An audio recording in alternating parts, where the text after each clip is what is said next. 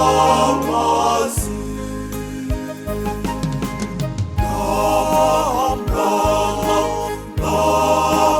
Nama w'Imana, wowe ukiza ibyaha by'abantu, Yesu duha amahoro.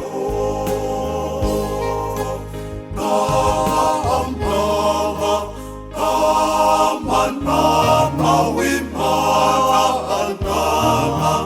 wowe ukiza ibyaha by'abantu, Yesu duha amahoro.